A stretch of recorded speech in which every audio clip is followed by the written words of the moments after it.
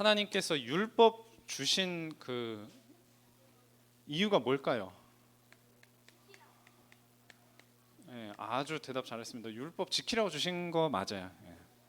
그런데 율법을 주셔서 지키게 하시는 목적이 또 있어요.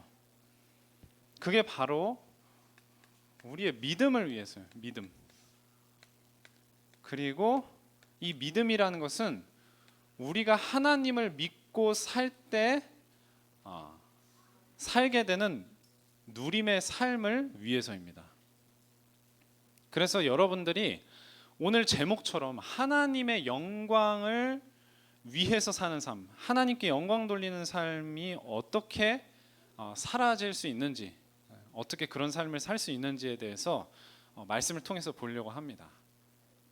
그래서 여러분이 가장 먼저 중요한 것이 뭐냐면요, 하나님께 영광 돌리는 삶을 살기 위해서는요, 먼저 이 복음의 비밀을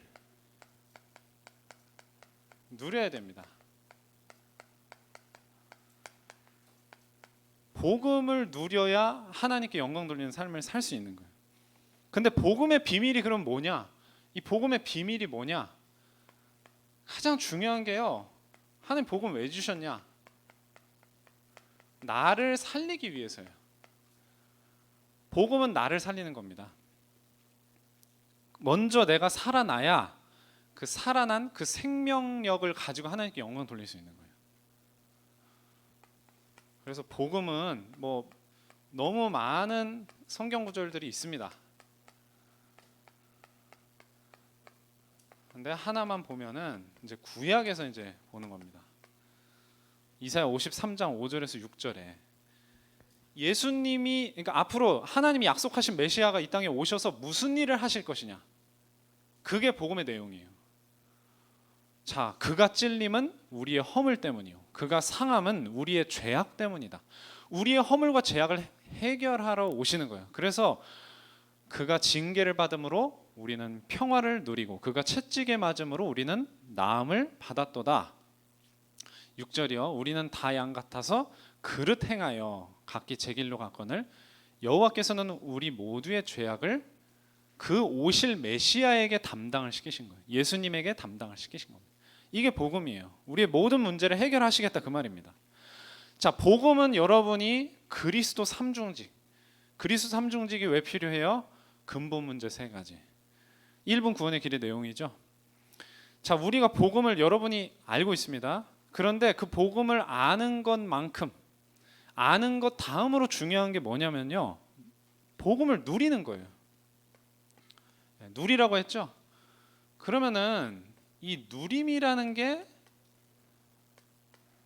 무엇이냐, 이걸 알아야 돼요.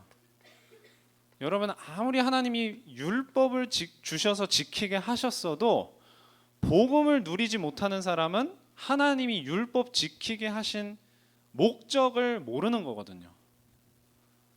그래서 이제 PPT 한번 보겠습니다. 이 누림이라는 부분에 대해서만 한 PPT 가지고 잠깐 볼게요. 자, 다음이요. 누림이란 무엇이냐? 이제 뭐라고 말할 수 있냐면은, 이건 이제 전도사님이 이제 설명하는 표현입니다. 나를 둘러싼 객관적 상황이 나의 주관적인 고백에 의해서 바뀌는 거예요. 그게 누림입니다. 자, 하나씩 보겠습니다. 자, 먼저는 객관적 상황이 있어요. 객관적 상황. 모든 사람에게 똑같습니다. 근데 이 객관적 상황이 굉장히 좋은 상황이냐? 그렇지 않습니까? 좋은 상황입니까? 처음에 어려운 상황이에요. 처음에 렘넌트 7명 가지고 한 명씩 보면 다 그렇습니다. 자, 그런데 다음에 어떻게 됩니까? 주관적 고백. 근데 이 주관적 고백이 뭐냐면요, 영적 사실로부터 나오는 거예요. 영적 사실이 뭐예요? 복음이에요. 복음. 이 복음 가지고 믿음의 고백을 우리 렘넌트들이 하는 겁니다. 그랬을 때 다음에 어떻게 돼요? 또 객관적 상황이 와요. 근데 이 객관적 상황은 원래 있던 상황에서 어떻게 된 거예요? 달라진 겁니다. 이게 바로 누림의 내용이에요. 자, 그래서 성경 구절 몇 구절 가지고 인물들을 통해서 한번 볼게요. 먼저 시편 23편 1절입니다. 근데 이게 이제 한글 성경으로 우리가 이제 보고 있는데요. 지금 우리가 보는 성경에는 23편 시편 23편 1절에 뭐라고 되어 있냐면 여호와는 나의 목자시니 내게 부족함이 없으리로다 이렇게 되어 있어요. 자, 그런데 또 하나 올려주세요. 차이가 뭔지 한번 보세요. 여호와는 나의 목자시니 뭐가 다르죠? 뭐가 달라요? 딱 한 글자가 달라요. 한 글자. 내게 그리고 내가. 이게 이제 여러분들 우리 렘넌트들은 잘 기억하지 모를 거예요. 개역 한글판 예전에 봤던 한글판 성경.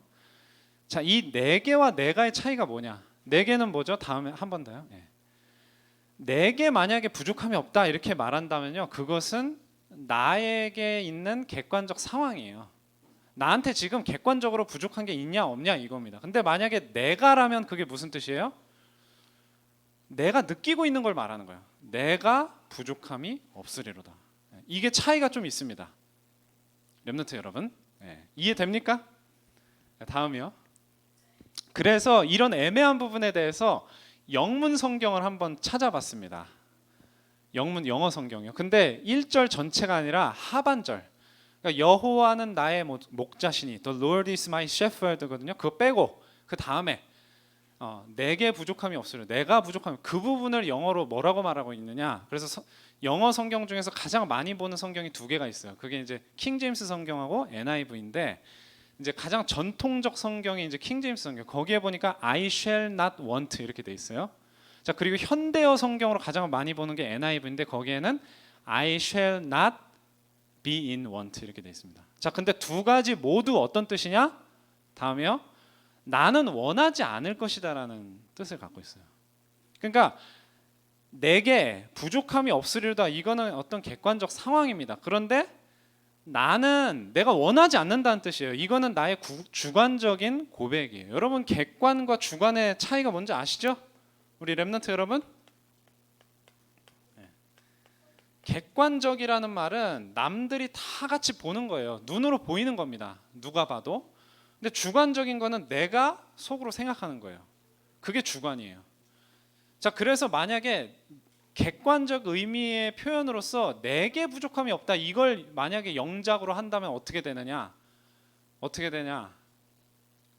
There is no lacking in me. 이게 이제 뭐 표현은 여러 가지로 할 수 있는데 이런 식이 되는 거예요. 그러니까 성경에 나타나 있는 내가 부족함이 없으리로다 이 말은 무슨 뜻이에요? 객관적 상황이에요? 주관적인 고백이에요? 주관적인 고백인 거예요. 주관적인 고백. 이게 우리 렘넌트들에게 굉장히 중요한 겁니다. 그래서 우리 성경 구절 딱 두 구절만 가지고 한번 보려고 하는데요. 다음이요.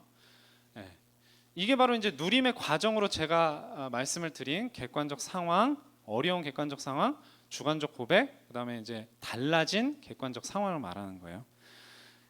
여러분, 요셉이 창세기 39장에 보면 애굽에 뭘로 팔려가죠?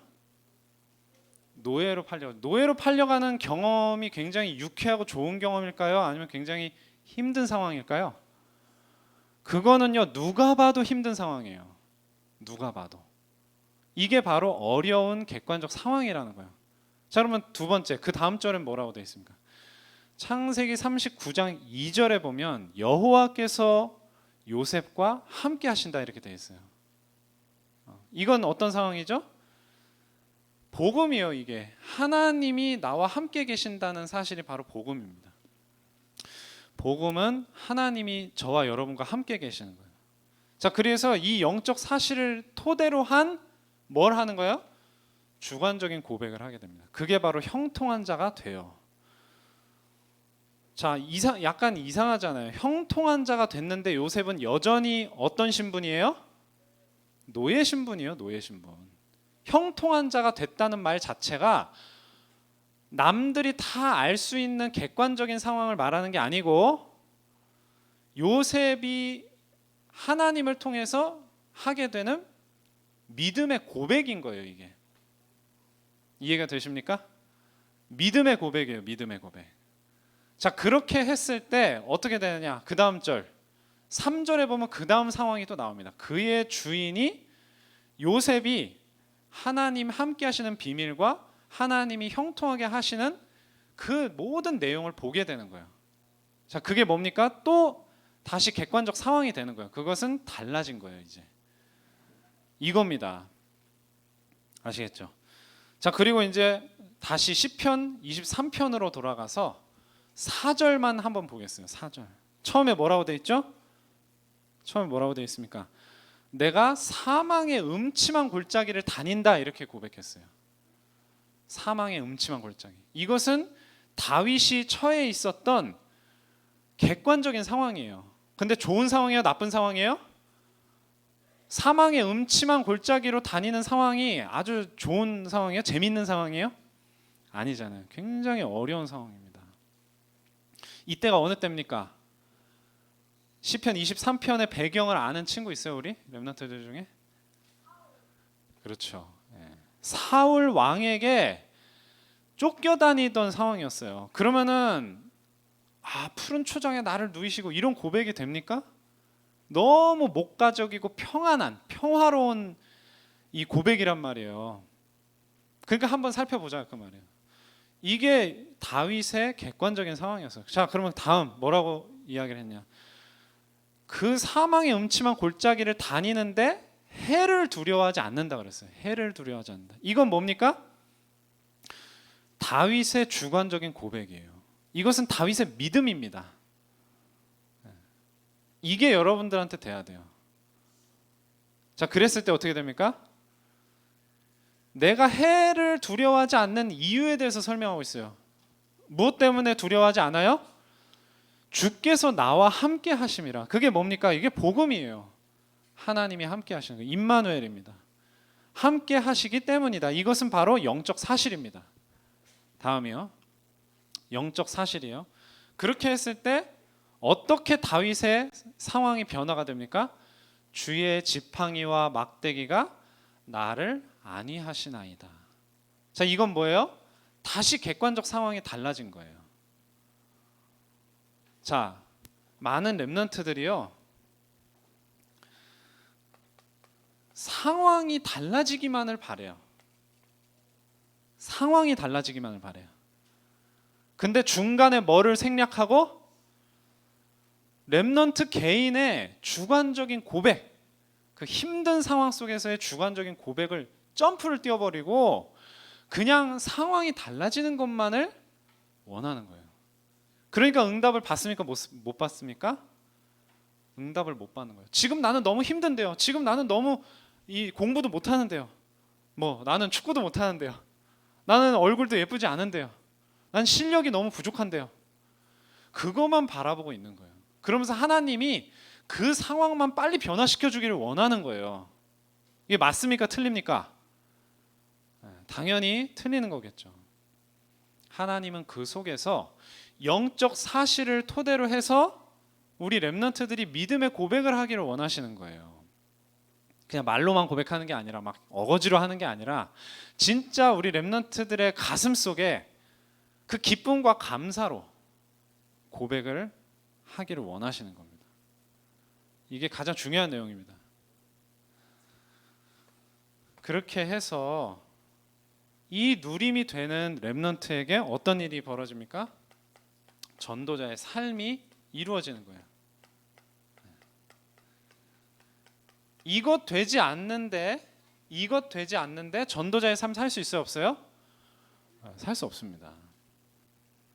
하나님은요, 일을 잘하는 사람, 공부 잘하는 사람을 쓰시는 게 아니고 이 복음의 사실을 가지고 진짜 어떤 상황 속에서도 누릴 수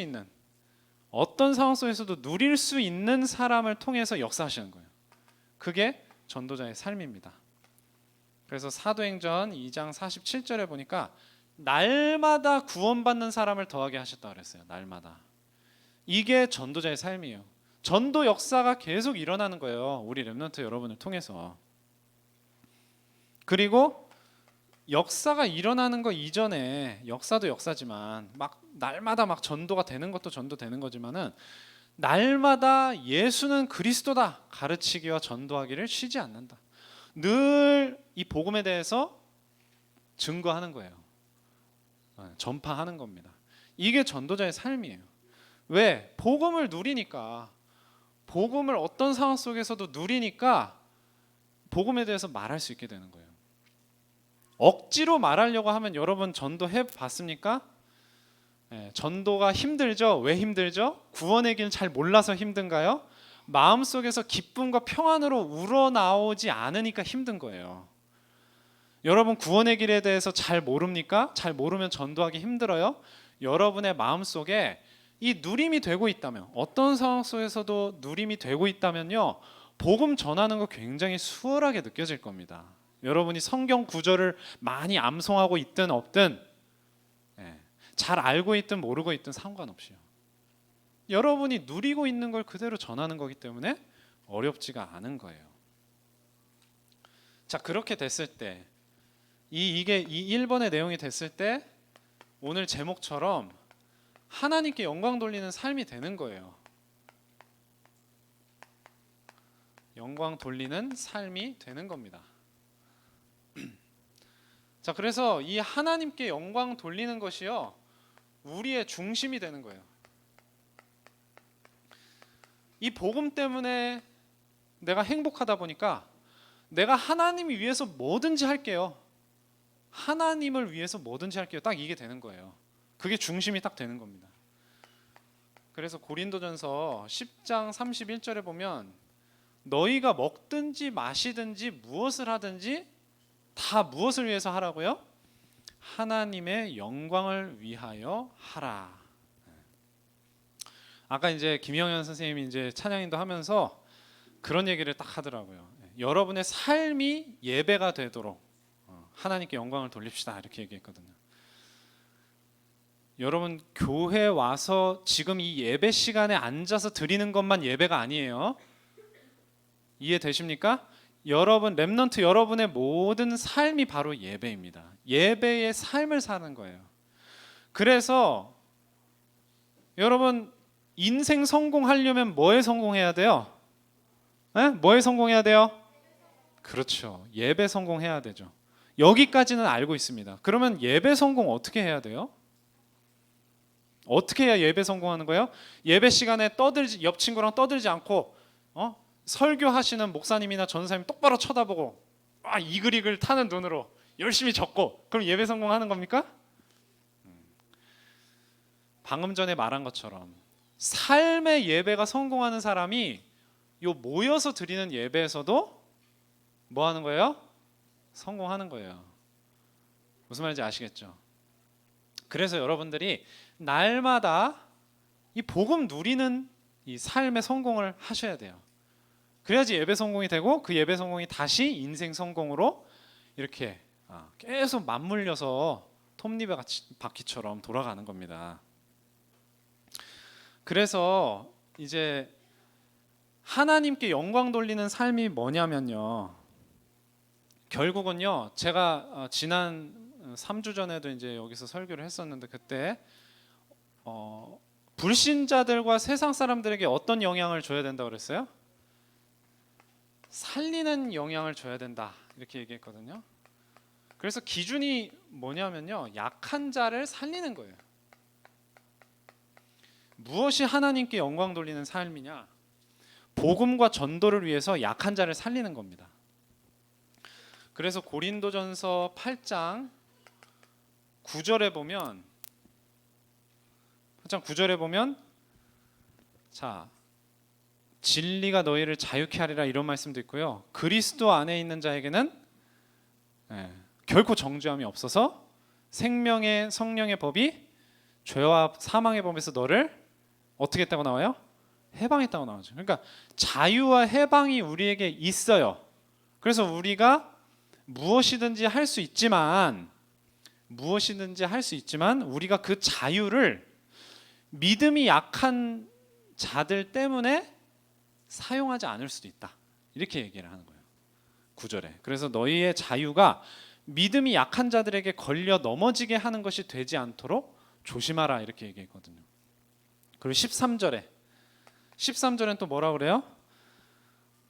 먹는 거 가지고 이제 이야기를 했으니까 오늘 만일 음식이 내 형제를 실족하게 한다면 나는 영원히 고기를 먹지 아니하여 내 형제를 실족하지 않게 하리라. 그러니까 율법 이야기를 하면서 지금 얘기하는 거예요. 우상에 바쳐졌던 고기를 먹을 수 있느냐 없느냐, 이 당시에 그거 가지고 논쟁이 많았는데 바울은 뭐라 그랬냐면 우리가 이미 자유하고 해방하기 때문에 어떤 음식이든 우리가 먹을 수 있다 없다? 먹을 수 있지만 믿음이 약한 자들이 내가 우상에 바쳐진 고기를 먹는 것을 보고 실족한다면 나는 아예 영원히 고기를 안 먹어도 된다. 이렇게 얘기하는 거예요.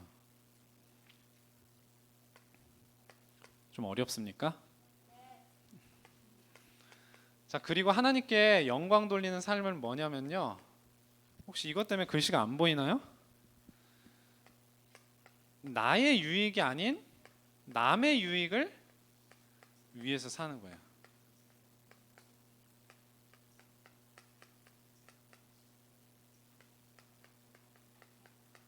나의 유익이 아닌 남의 유익을 구하는 삶입니다. 그래서 똑같이 고린도전서에 이런 내용을 바울이 많이 말씀을 했습니다. 고린도전서 10장 23절에서 24절에 보면 뭐라 그랬냐면 모든 것이 가능하대요. 모든 것이 가능하지만 우리가 방금 얘기한 대로 자유하고 해방됐기 때문에 모든 것이 가능하지만 모든 것이 유익한 것은 아니다, 이렇게 얘기를 하는 거예요. 무엇을 위해서요? 복음과 전도를 위해서. 모든 것이 유익한 것이 아니요, 모든 것이 가능하지만 모든 것이 덕을 세우는 것이 아니다 그랬어요. 그래서 누구든지, 여기서 말하는 누구든지는요, 렘넌트 여러분을 말하는 거예요. 믿는 자, 누구든지 자기의 유익을 구하지 말고 남의 유익을 구하라. 복음과 전도를 위해서 남의 유익을 구하라는 거예요. 자, 하나님께 영광 돌리는 삶의 내용은 여러 가지가 있는데 이제 대표적으로 이런 것만 이제 전도사님이 언급을 했습니다. 자, 그러면요, 여러분들이 복음의 비밀을 누리면 하나님께 영광 돌리는 삶이 무엇인지 알고 그것을 살게 돼 있어요. 누리게 돼 있어요. 그렇게 살게 돼 있는데 이 속에서 이제 나오는 게 하나가 있습니다. 그게 바로 뭐예요? 여러분이 살아가는 삶의 자세한 내용이에요. 이게 그때그때마다 하나씩 나오게 되는 거예요. 계속. 자, 그래서 오늘 여러분 성경 구절을 읽으니까 뭐 어떤 생각이 들어요? 무슨 이야기가 나오던가요? 오늘 성경 읽으니까 고기 얘기 나오고 물고기 얘기 나오고 어떤 새를 먹어도 되고 안 되고 이런 얘기 나오죠. 전부 무슨 내용이에요? 먹는 것 이야기예요. 먹는 것 이야기 전부 다. 뭐는 먹고 뭐는 먹지 말아라. 이거를요 세세하게 하나님이 지금 알려주고 계시는 거예요.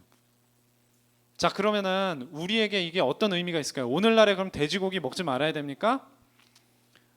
무슨 뭐 장어, 뭐 뱀장어, 뭐 이런 거 먹지 말아야 됩니까? 그게 아니고 이 먹는 것은 뭐냐면요, 저와 여러분이 취하는 것이다, 얻는 것이다, 이걸 말하는 거예요. 취하는 거. 네. 무엇은 취해도 되고 무엇은 취하면 안 되고 이것에 대해서 하나님이 원하시는 게 있는 거예요. 이해가 됩니까, 우리 렘넌트 여러분? 자, 무엇을 취할 것이고 무엇을 취하지 말 것인가, 이것도 하나님께서 우리에게 원하시는 건 뭐예요? 살리는 방향, 그리고 복음에 유익한 방향으로 하기를 원하시는 거예요. 살리는 방향, 복음에 유익한 방향으로. 그래서 우리가 성경에 있는 믿음의 인물들을 통해서 한번 보겠습니다. 아브라함의 예를 한번 볼게요. 창세기 14장에 보면요, 조카 롯이 소돔성에서 살고 있었는데 갑자기 외적이 침입해가지고 다 포로로 잡아갔어요. 그런데 아브라함이 318명의 가병을 이끌고 추격해 가가지고 포로로 잡힌 롯과 그 소돔성의 모든 또 여러 사람들을 다 구출해 옵니다. 그래가지고 구출을 받은 소돔 왕이 아브라함에게 우리가 저 외적들한테 빼앗겼던 모든 재산을 당신에게 다 주겠습니다.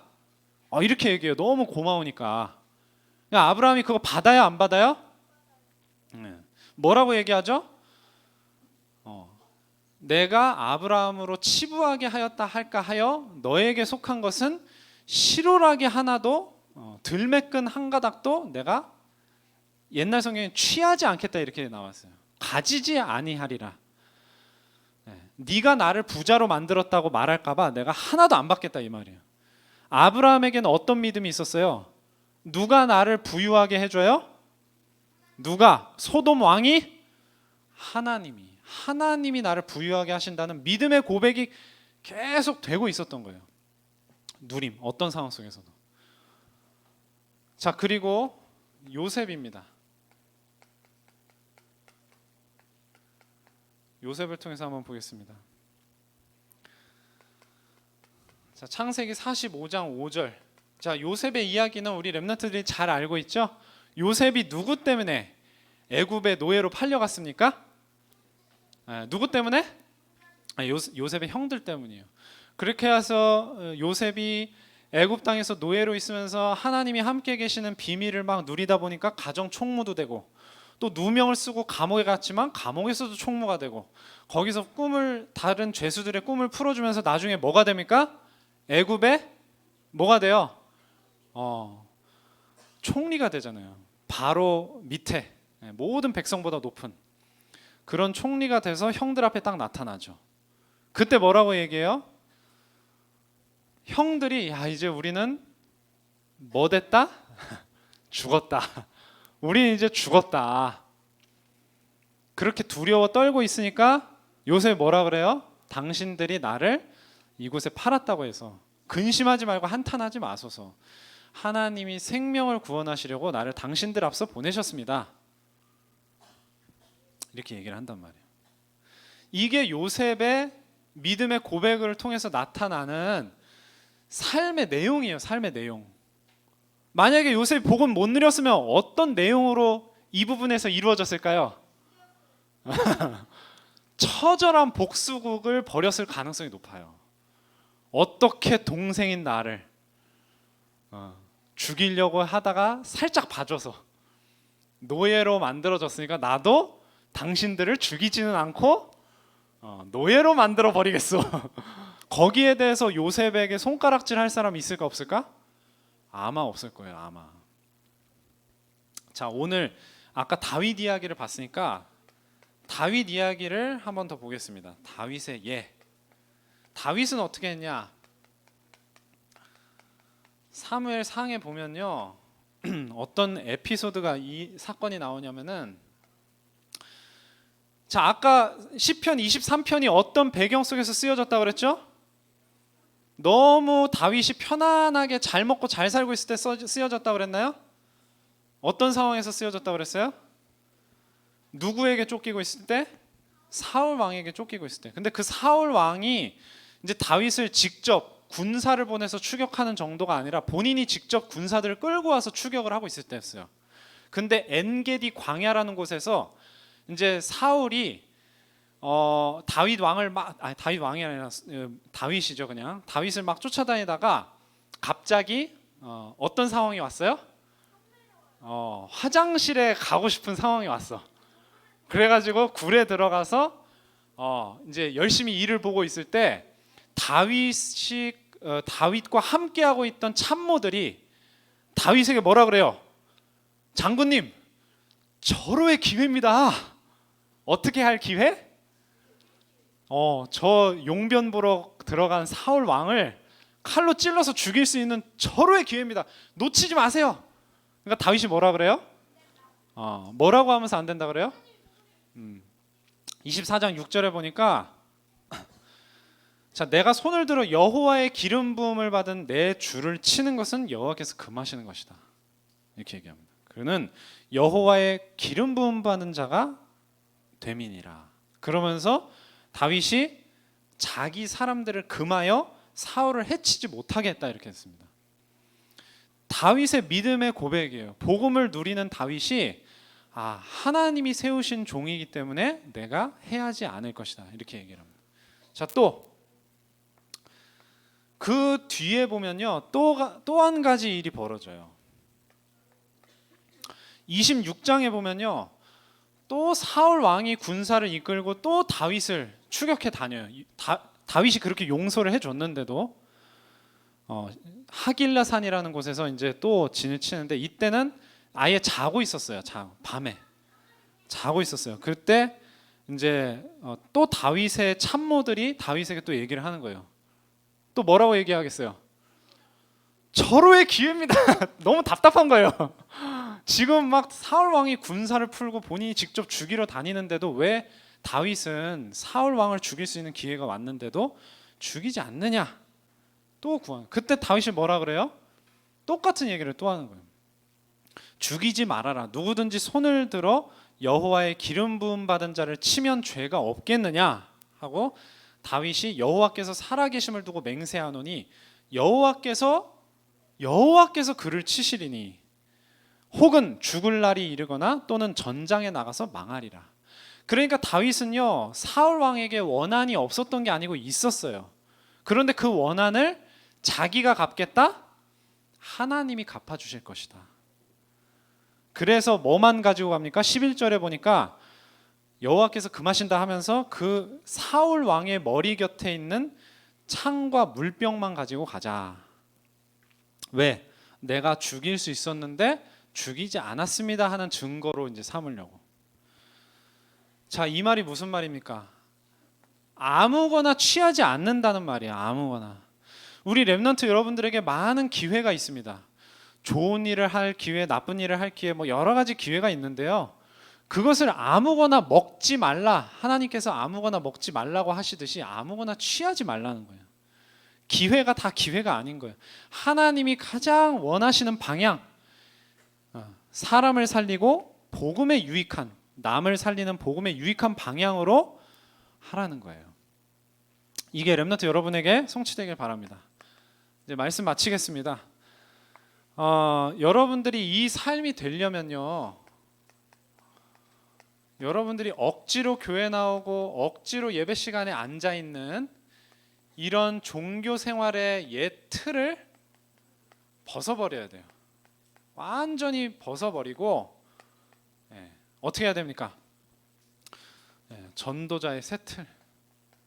이 전도자의 새 틀은 뭐냐? 복음을 누리는 거예요. 복음을 누리는 거예요. 이 누린다는 말이 정말 중요한 거예요. 오늘 전사님이 복음 누리는 거에 대해서만 계속 얘기한 겁니다. 율법 왜 주셔서 지키게 하셨어요? 복음 누리라고. 우리 렘넌트 여러분이 복음을 누리는 그런 렘넌트 전도자들 다 되길 바랍니다. 기도하고 마치도록 하겠습니다.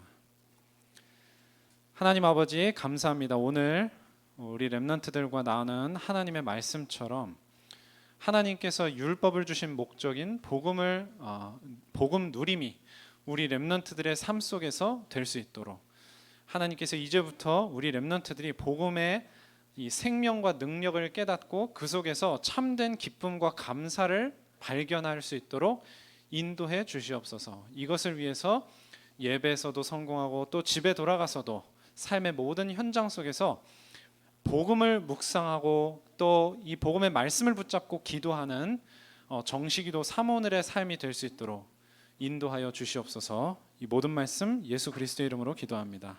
아멘.